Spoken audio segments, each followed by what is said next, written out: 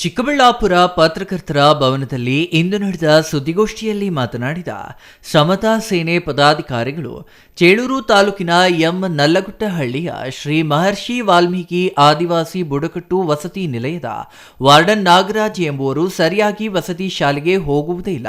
ಅಲ್ಲಿನ ಸಿಬ್ಬಂದಿ ಮಕ್ಕಳಿಂದ ಶೌಚಾಲಯ ತೊಳಿಸುತ್ತಾರೆ. ಮೆನು ಪ್ರಕಾರ ವಸತಿ ಶಾಲೆಯಲ್ಲಿರುವ ಸುಮಾರು 70 ಮಕ್ಕಳಿಗೆ ತಿಂಡಿ ತಿನಿಸು ನೀಡುವುದಿಲ್ಲ. ಹಾರ್ಲಿಕ್ಸ್, ಬೂಸ್ಟ್ ನೀಡದೆ ಕಳಪೆ ಮಟ್ಟದ ಆಹಾರ ನೀಡಿದ್ದು, ಹೋಂವರ್ಕ್ ಬರೆದುಕೊಳ್ಳಲು ಅಗತ್ಯ ನೋಟ್ ಪುಸ್ತಕಗಳು ನೀಡಿರುವುದಿಲ್ಲವೆಂದು ಅನೇಕ ಮಕ್ಕಳೇ ತಿಳಿಸಿದ್ದಾರೆ.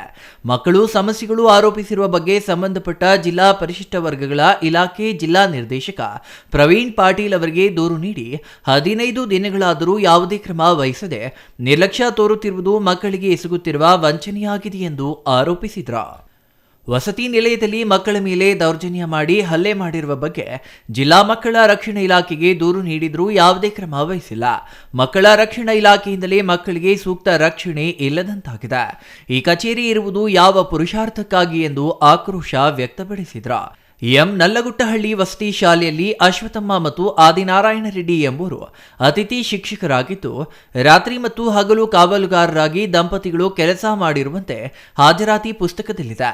ಇದು ಯಾವ ರೀತಿಯ ಕಾರ್ಯವೈಖರಿಯಾಗಿದೆ ಎಂದು ಪ್ರಶ್ನೆ ಮಾಡಿದ್ರು. ಶಿಕ್ಷಕಿ ಅಶ್ವಥಮ್ಮ ಮಕ್ಕಳ ಮೇಲೆ ಹಲ್ಲೆ ಮಾಡುತ್ತಾರೆ.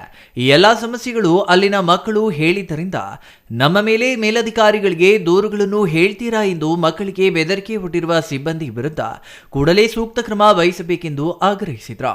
ವಸತಿ ನಿಲಯದ ಅತಿಥಿ ಶಿಕ್ಷಕಿಯ ಪತಿ ಅಶೋಕ ಮಾತನಾಡಿ, ಚೇಳೂರು ತಾಲೂಕಿನ ಎಂ ನಲ್ಲಗುಟ್ಟಹಳ್ಳಿ ಶ್ರೀ ಮಹರ್ಷಿ ವಾಲ್ಮೀಕಿ ಆದಿವಾಸಿ ಬುಡಕಟ್ಟು ವಸತಿ ಶಾಲೆಯ ಮಾಜಿ ವಾರ್ಡನ್ ಎಸ್ ಗಣೇಶ್ ಎಂಬುವರು 1 ತಿಂಗಳ ಹಿಂದೆ ರಾತ್ರಿ ವೇಳೆ ತನ್ನ ಪತ್ನಿ ಶ್ಯಾಮಲಾ ಎಂಬುವರಿಗೆ ಕೈ ಹಿಡಿದು ಎಳೆದಾಡಿ ಅವಾಚ್ಯ ಶಬ್ದಗಳಿಂದ ನಿಂದಿಸಿ ಅನುಚಿತವಾಗಿ ವರ್ತಿಸಿದ್ದಾರೆ ಎಂದು ಆರೋಪಿಸಿದರು. ಅವರಿಗೆ ಅಶ್ವಥಮ್ಮ ಮತ್ತು ಆದಿನಾರಾಯಣ ರೆಡ್ಡಿ ಎಂಬುವರು ಜಾತಿ ನಿಂದನೆ ಮಾಡಿದ್ದು, ಈ ಬಗ್ಗೆ ಪೊಲೀಸ್ ಠಾಣೆಗೆ ದೂರು ನೀಡಿದ್ರೂ ಯಾವುದೇ ಕ್ರಮ ವಹಿಸಿಲ್ಲ. ಇವರ ಮೇಲೆ ದೂರು ನೀಡಿದ ಹಿನ್ನೆಲೆ ಕಾವಲುಗಾರ ಕೇಶವ ಎಂಬುವನಿಂದ ನನ್ನ ಮಗಳ ಮೇಲೆ ಹಲ್ಲೆ ಮಾಡಿಸಿ 3ನೇ ತರಗತಿಯಲ್ಲಿ ವ್ಯಾಸಂಗ ಮಾಡುತ್ತಿರುವ ನನ್ನ ಮಗಳಿಗೆ ಊಟ ನೀಡದೆ ಕಿರುಕುಳ ನೀಡಿ ಅವಾಚ್ಯ ಶಬ್ದಗಳಿಂದ ನಿಂದಿಸಿರುವ ಕೇಶವ ಎಂಬುವರ ಮೇಲೂ ಯಾವುದೇ ಕ್ರಮ ವಹಿಸಿ ನ್ಯಾಯ ನೀಡಿರುವುದಿಲ್ಲ ಎಂದು ಬೇಸರ ವ್ಯಕ್ತಪಡಿಸಿದರು.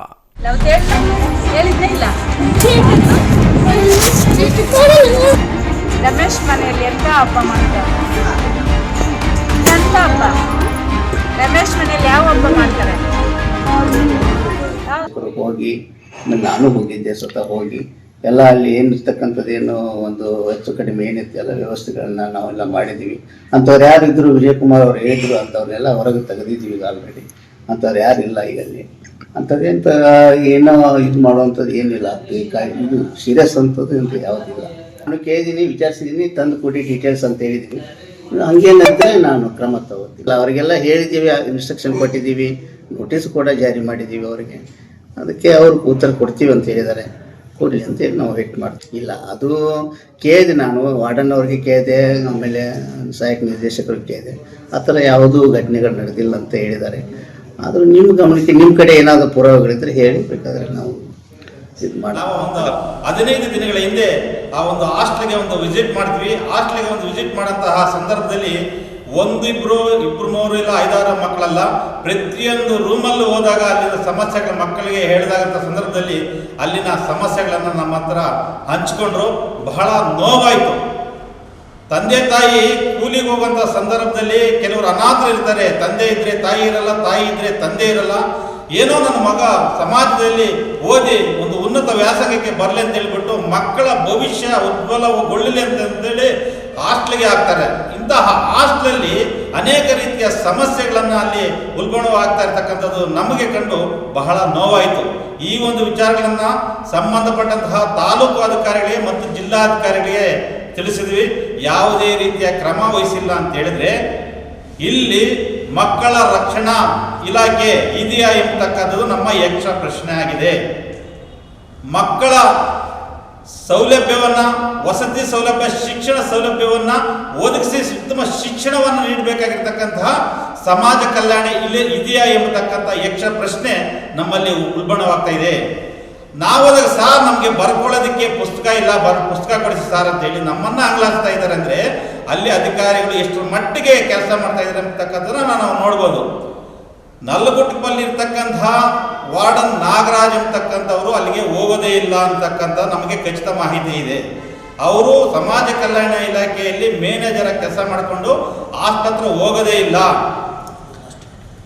ಅಲ್ಲಿ ಈ ಹಿಂದೆ ಗಣೇಶ್ ಅಂತಕ್ಕಂಥವ್ರು ಗಣೇಶ್ ಅಂತಕ್ಕಂಥವ್ರು ವಾರ್ಡನ್ ಆಗಿದ್ರು. ಅವರು ಅಲ್ಲಿ ಒಂದು ಬಲಾಢ್ಯವನ್ನು ಪ್ರದರ್ಶನ ಮಾಡಿಕೊಂಡು ಅಲ್ಲಿ ಸಿಬ್ಬಂದಿಯನ್ನೆಲ್ಲ ಇದು ಮಾಡಿಕೊಂಡು ಒಂದು ಭ್ರಷ್ಟಾಚಾರವನ್ನು ನಡೆಸ್ತಾ ಇದ್ರು. ಈಗಲೂ ಅವರು ಅಲ್ಲಿಂದ ಹೋದಂಥ ಸಂದರ್ಭದಲ್ಲೂ ಕೂಡ ಅವರ ಒಂದು ದರ್ಬಾರಿ ಅಲ್ಲಿ ನಡೀತಾ ಇದೆ ಅಂಬತಕ್ಕಂಥ ಒಂದು ಖಚಿತ ಮಾಹಿತಿ ಜೊತೆಗೆ ಅತ್ಯಂತ ಬಹಳ ಭ್ರಷ್ಟಾಚಾರ ತುಂಬಿರ್ತಕ್ಕಂಥದ್ದು ಏನಂದ್ರೆ ಅಶ್ವತ್ಥಮ್ಮ ಆದಿನಾರಾಯಣ ರೆಡ್ಡಿ ಶಿಕ್ಷಕರು, ಅವರೇನು ಹಗಲು ಶಿಕ್ಷಕರು, ಹಗಲು ಕಾವಲುಗಾರರು, 2 ವೇತನ. ಆಮೇಲೆ ಅವರ ಯಜಮಾನರು ಆದಿನಾರಾಯಣ ರೆಡ್ಡಿ ಅವರು ಕೂಡ ಶಿಕ್ಷಕರು, ಹಗಲು ಶಿಕ್ಷಕರು, ರಾತ್ರಿ ಕಾವಲುಗಾರರು. ನಮ್ಮ ಹತ್ರ ಇಲ್ಲಿ ದಾಖಲೆಗಳು ಇದಾವೆ. News bureau, CTV news, Chikkaballapur.